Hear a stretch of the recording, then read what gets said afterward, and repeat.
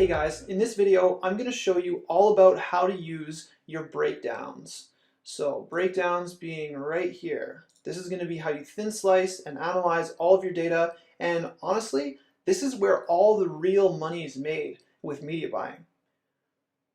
So I'm really excited to show you this. Let's dive in. We're going to be showing you a ton of stuff about this in this module. And again, this is where all the real money is made. So pay really close attention, because if you're a marketer that is not good at this, you'll never be able to make money. And if you're a marketer that's really good at this, you'll be making a lot of money with this very, very soon.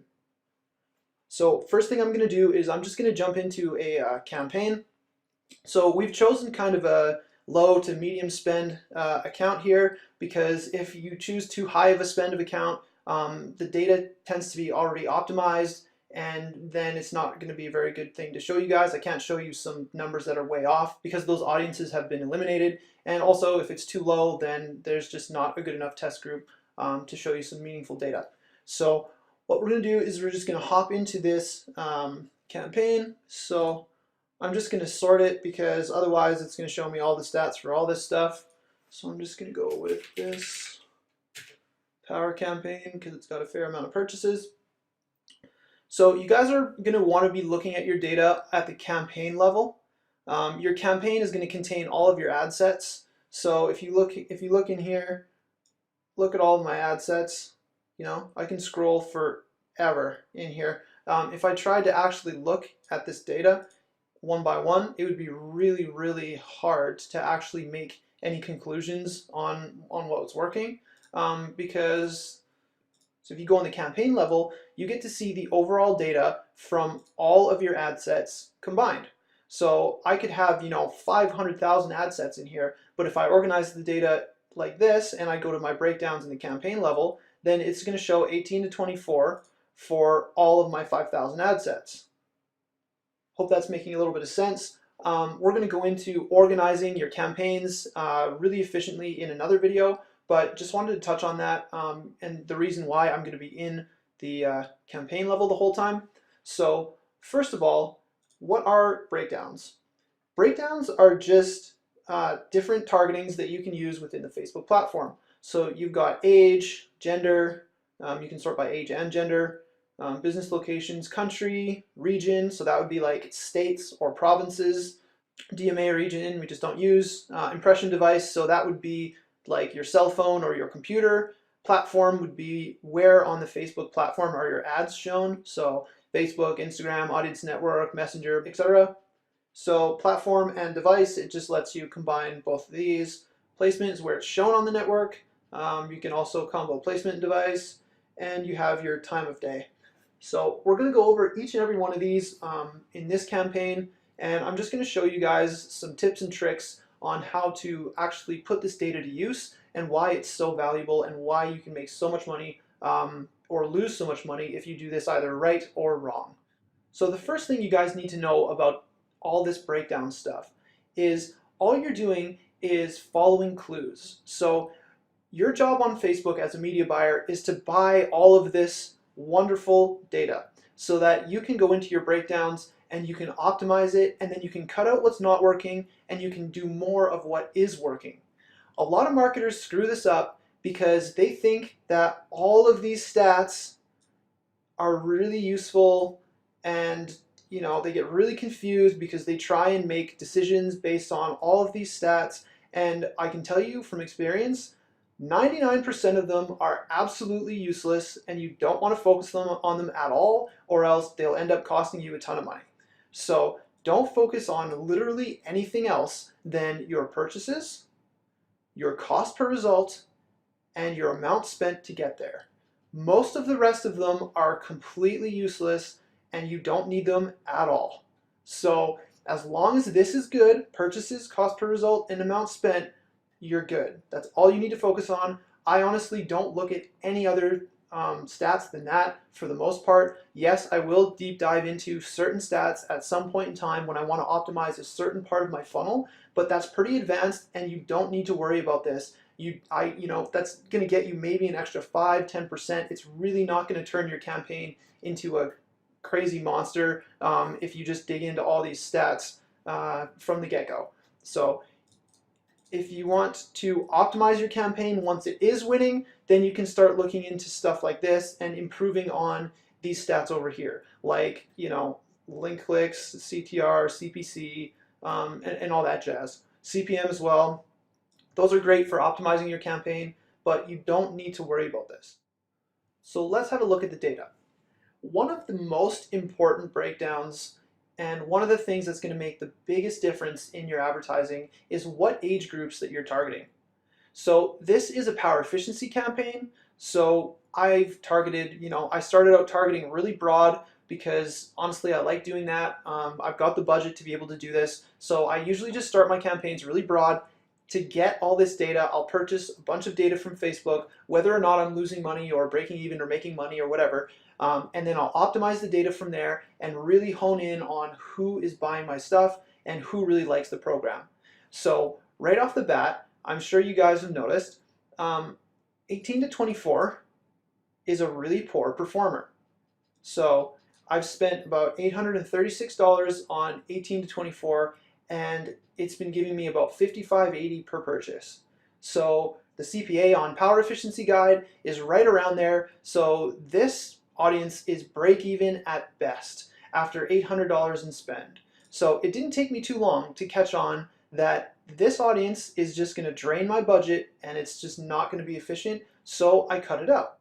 I wouldn't have known to do this if I wasn't checking my breakdowns. So another thing that we can deduce from this is, 25 to 34 is doing kind of okay. $37 per purchase. I'm making a little bit there. I think it's about 25% profit on that. But again, in comparison to the $29 per purchase, the 31, the 29, and the 27, these numbers are really bad. And if you're going to be spending a ton of money on traffic, like, if you're going to be spending 70 grand on this offer, how much are you going to want to spend at $37 per purchase and $55.80?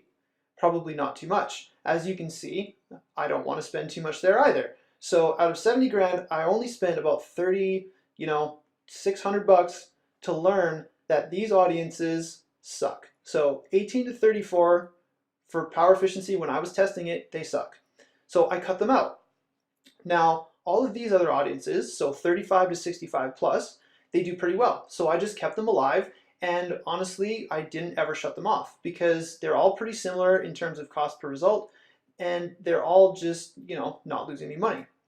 At the end of the day, looking at your breakdowns is much more of a process of elimination rather than finding your best horse and making a bet on it.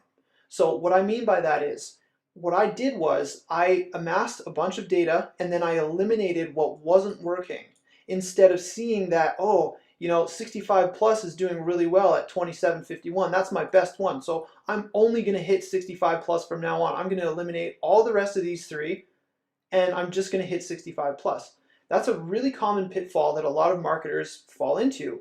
And the truth of the matter is the pixel performs better the more reach you give it. So if you give the pixel 5 million people to work with instead of 500,000 people to work with, if you have a seasoned pixel, it'll perform way better with 5 million than 500,000 because it knows who your buyers are and it can just enter more auctions. You're just simply giving it way more to choose from, so it's going to yield you better results. Now, if I took out 35 to 44 or 45 to 54, maybe I just don't like 30 being over 30 bucks. If I took this audience out, what would have happened was my pixel would perform worse on all of these three. Because what we're doing is I'm setting it to spend a certain amount per day. And if it couldn't cherry pick the best auctions out of this demographic, it would have bet somewhere else, which is going to be, a worse place to bet. So the cost per purchase on these other ones would have probably gone up if I had just eliminated this one or, eliminated all three of these and just went for my best one. So let's move on. So let's select, so gender's kind of, I didn't target females for power efficiency because, just doesn't really make sense. Now let's go to countries.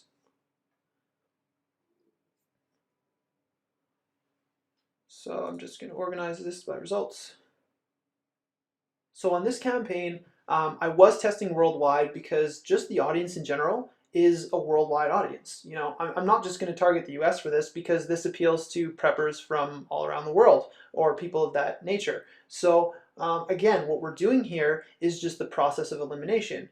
So what I can do is, as you can see, you know, most of the budget's been spent in the United States, so that's fine. But there's also a bunch of budget that's been spent outside of the United States. And honestly, some of the numbers are lower than the majority of where my budget's being spent.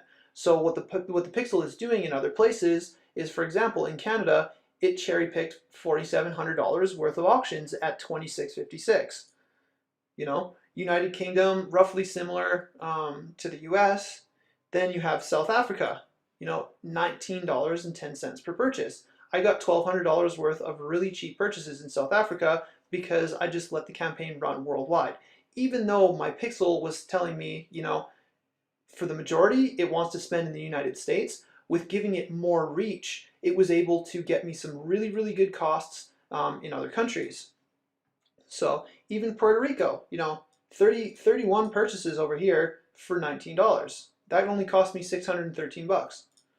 So, of course, there are other campaigns, or there are other countries that did really poorly. But before we get there, there's some really good ones in here. So, you know, United States Virgin Islands, 7 purchases at $6.91. You know, this only cost me 48 bucks, but you know, that's a 7x return on this 48 bucks. So 7 purchases in Guam, 1478, 1317 in Costa Rica, 870 per purchase in Honduras. So that's just a prime example of letting the Pixel have more reach once it knows who your buyers are. And as a result, you know, the cost per purchase was only 60 cents higher than what it was in the States. But at the end of the day, these purchases are super worth it because they bring your average down. And also, your Pixel's not bidding on crappier auctions in the United States where it wants to bid the most. So it probably saved me, you know, a few dollars per purchase on my 70,000 in spend. So now we'll go to organize it by cost per result the other way. So as you can see, there are some countries that just don't perform as well. You know, Denmark, Trinidad, India, all of these are losing me money. So obviously I would cut these out. So just like I showed you guys in targeting, you can just go remove these from your worldwide targeting. So you can exclude Denmark if it's, you know, I spent $159 there and it only made 1 purchase. I don't want to spend there anymore, so I'm going to remove it. But if I'm running worldwide and I'm not looking at my breakdowns, I'm never going to know that. So all of these countries, you know, Norway, Spain, Turkey, all of these I've removed. Even all the way down to probably New Zealand. So $43, maybe I kept this one, but anything above 50 bucks, it's really not worth me spending on because I'm not making too much money off of that. You know, I'm getting some really juicy purchases a bunch of different places. So really cheap purchases in all these countries, you know, cost per result $5.50, $5, $5, $4. There's not too many purchases happening here, but where would you rather spend your money, right? On these or on the ones down here? And there's a ton of them too that made some good purchases, like 10, 12, 9, you know. So again, it's a process of elimination. So after running some traffic, buying some data, you would go back and then you would take those things out that are costing you money and let the Pixel work with the rest that is making you money or just hasn't been tested enough yet to make a determination. So let's move on to a different breakdown. Now, region is another great breakdown to search through. This is going to be the state or province out of the countries that you're targeting, and it's just going to give you the amount spent, cost per result, and results. So just like before, it's a process of elimination. So all of these states, plus all the ones that I've spent a little bit of money on and not gotten a return off of, I'm just going to exclude. You know, I can exclude from my targeting. And then another strategy you can do is you can scroll down and find some really profitable ones. So for example, Texas. 117 purchases in Texas alone. That's giving me a $28 cost per result. So I would grab Texas, Illinois, Colorado, because these are all doing really good. I would grab Kansas, I would grab Ontario, New York, Minnesota, Ohio, North Carolina, and all the other ones down here, Oregon, Michigan, Mississippi maybe. As long as they have a bit of purchases on them, like, over 10 purchases, I think they're worth adding to a list and just kind of doing like a super list of provinces. And that would be a really good thing for you guys to target once you have some data. But again, you need some data before you do this. So this is not, look at that. Alberta, $21 per purchase. Indiana, 56 56 purchases at $21.42. Wales, $20 per purchase, 15 purchases. So now what you're going to want to do is not take ones like this. So a man, that's $18 per purchase, but it's only got one result. So is that a good amount of data to make a determination that you really want to scale up and spend more on this province? No, you're going to let the pixel do some more spending and you're going to gather some more data before you make a determination. So all these other ones, can't even pronounce half of these. So, but you guys get the point, right? If it's got 10 purchases, then it's reliable. It's proven that, there's a lot of people here that are interested in the offer. So you'd probably want to take these like South Dakota and just spend more money on them. Let's move on.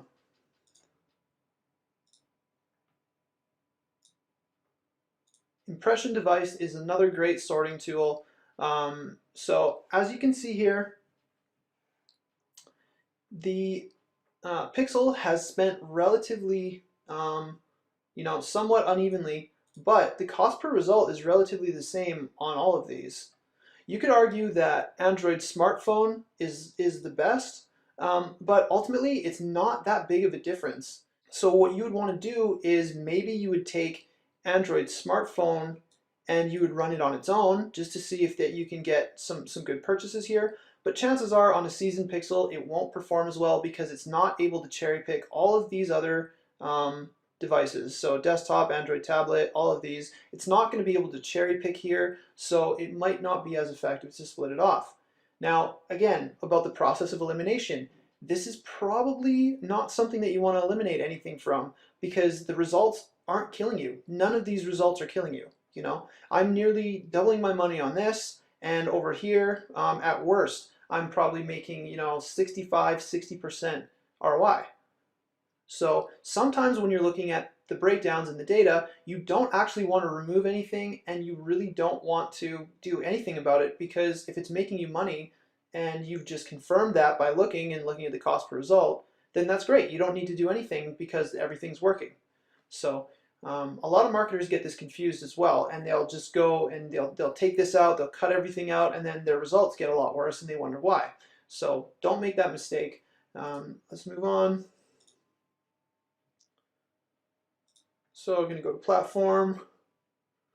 So this is an example of sort of the opposite. Instagram, as you can see, $50.82 per purchase. That's terrible. That's breaking even at worst and probably costing me money if I don't make any upsells. So the other ones, on the other hand, like Facebook, doing excellent. Pixels allocated most of my spend to Facebook. So what I would do is I would take off Instagram because it's performing really poorly, and I would just keep the rest of them because they're doing all right. So let's continue on. I'm not going to choose these platform and device and placement in device because honestly mixing the two kind of mixes up your stats. So there's no point, like you're trying to narrow down and figure out what's working here. So I don't think the platform and device and placement device are too useful because they're not really doing what you want them to do. So let's just go to placement. So I'm just going to make this bigger so we can see. So this one kind of mixes it up just a little bit.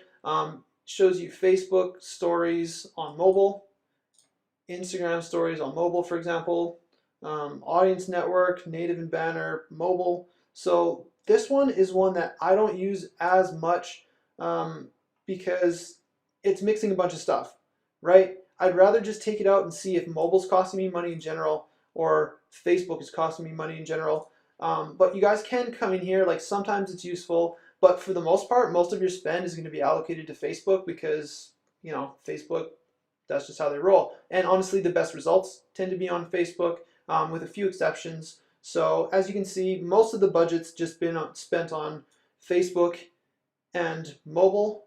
And we already know that Instagram sucks anyway, right? So Instagram's results are going to be poor. So we cut that out. So let's move on.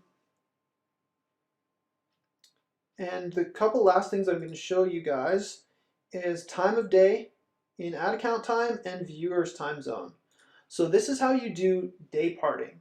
This is a really useful tool once you get some bigger spend on your accounts because you can really drill down on what time of day works best, and you can eliminate a bunch of the others and just spend your budget really, really efficiently in those times of the day that are really making you a bunch of money. So as you can see here, it's itemizing by time of day per hour, and this is in the ad account time zone. So what that means is this ad account, whatever time zone it's in, that's how it's performing over here. So you're going to want to try both, so ad account time zone or viewers time zone. I personally prefer viewers time zone because time of the day for people buying, like if you really think about it, when are people going to buy the most? When they're not at work, right? So time of day in the viewers time zone, everyone tends to work at the same times, you know, 9 to 5, 9 to 6. Some people, you know, leave for work at 6 a.m. They get home at 4 p.m. But for the majority of people, work happens during the same times of the day. So let's just go see what it looks like in the work hours of the day. So as you can see down here, before work, you know, 4 to 5 in the morning, $21. People are starting to wake up 5 to 6, go on their phone, do some buying, all the way up until pretty much 10 a.m. The numbers are really good here because people are not at work. Then we go down and we have, you know, from 12 to 6 p.m. the numbers are worse because, you know, in my opinion, people are working. So $32.91, $29.29, $35, and $40. So what we can see here is pretty much as the day goes on, the numbers get worse. So all the way up until the wee hours of the morning, the numbers just get worse, all the way up until after 1 a.m. So between 1 a.m. and roughly 10 a.m., the numbers are way better than the whole rest of the day. So I'm getting 25 per purchase pretty evenly from 1 a.m. till 10 a.m. So one thing that I could do is I could just go target those hours of the day and not spend more money on the other hours of the day. That's just one thing that you can do with the viewers time zone. For the ad account time zone, you might find that certain hours perform better, but honestly, everyone is going to work and doing everything so at different times. So as you can see, the numbers are really kind of more mixed up. So, you know, 25, 43, 29, 26, 29, 30, they're kind of all over the place. So sometimes, like I said, sometimes you can find a good pocket, like right here, for example, between 4 a.m. and 7 a.m., the numbers tend to be pretty good here. But they were better in the viewers time zone, right? So just by adjusting this little thing, we can take advantage of between 1 o'clock and 11 o'clock at $25 per purchase. But down here in the ad account time zone, it's kind of all over the place and relatively the same. So I hope that made a lot of sense for you guys.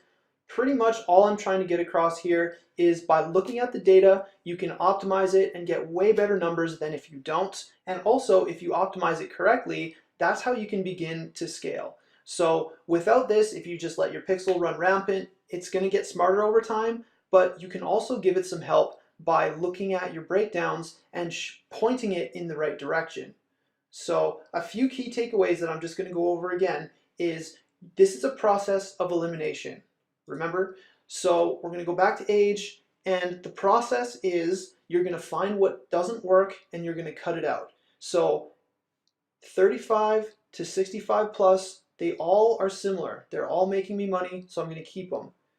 18 to 34, they kind of suck. They're doing way worse than the other ones. And this is after 70 grand in spend. So these numbers are probably not going to change because we've spent enough on them already to know that they're probably just going to stay like this. As a general rule, I've found that after about $10,000 total spend, you can pretty much consider your data pretty accurate and you can start making permanent cuts. So what do I mean about permanent cuts? So I mean, I would just never ever target 18 to 24 again, because after $10,000 in spend, it spent 800 bucks on 18 to 24 and it's just doing really, really poorly. Also, after 10 grand in spend, let's say I'm at 37.63 here, maybe I would keep it a bit longer because it has some potential, but this is after 70. So I've pretty much determined that this number is not going to get too far from 37.63. If I'm getting 1,000 purchases on this 37 and 1,000 purchases on this 29, that's nearly 100,000 bucks. So I'm going to cut that out because I want to maximize my returns, obviously. But the reason I'm saying that just wait for 10 grand in spend before you make some permanent cuts is because at the beginning, these numbers can be high, but then they'll stabilize themselves. So at the beginning, these numbers weren't even like this. So I'm just going to show you guys with the exact dates what I mean. All right, so as you can see here, the numbers are drastically different than the ones I was showing you before. There's about $1,920 in spend, and the results are drastically different. So 35 to 44 on this amount of spend, this is only 2 days worth of spend. So $15.91 was my cost per result on this demographic. Now, if you guys remember correctly, this was at about 30 bucks after 20 grand in spend. So the $175 that I spent to get this $15.91 might have just been a bit lucky. So over the course of time, as time went on and I spent more, this number reached its true value. So this one's way lower than it was. It's about half of what it was because I've just been sniping some good auctions. Like I just got lucky on my 175 bucks. So this one, however, 65 plus, I've spent $665 here to get $41.57 per purchase. This one was also around 30 bucks. I think this one was around like 27. So this one is doing pretty bad in comparison. And that's just because it just, it doesn't have enough spend on it yet to know the true number. It just found some bad auctions. Maybe the pixel is still learning, but at the end of the day, this is not the true value where it's going to end up after we've spent some. So just want you guys to make sure that you keep that in mind. If you're not spending too much and you're seeing some results that are really bad, don't really worry about it too much because that number could change overnight. Think about if this ad set started performing like this one. For the next $175, what if it hits a bunch of purchases at $15.91? It's very possible and it happens all the time. So pretty much all I'm saying is don't make decisions based on small amounts of money. So get at least 10 grand and spend through a campaign before you really start cutting stuff out like for good. You can test a little bit. So for example, 35 to 44, if I saw this $15.91, chances are tomorrow what I'm going to do is I'm going to duplicate a bunch of ad sets between 35 and 44, and I'm just going to really hit this hard because at $15.91 per purchase is like quadrupling my money. So why wouldn't I? Be stupid not to. But I'm also not going to cut out all the rest of these demographics from the pixel because then I'm going to suffocate it. It just doesn't make sense. I just hit a lucky streak with this. So it's a good thing I didn't cut out everything else because my overall results would have been pretty poor. So I hope that makes sense, guys. I know that it's been a lot to digest, so we're going to get into some different breakdowns in different videos, like dynamic ad breakdowns that has much more to do with the ad level, and we're also going to show you how to put this data to use in another video. So we're going to show you how we would run ad sets based on the data, so we're going to get into that in future videos. And that's it for now.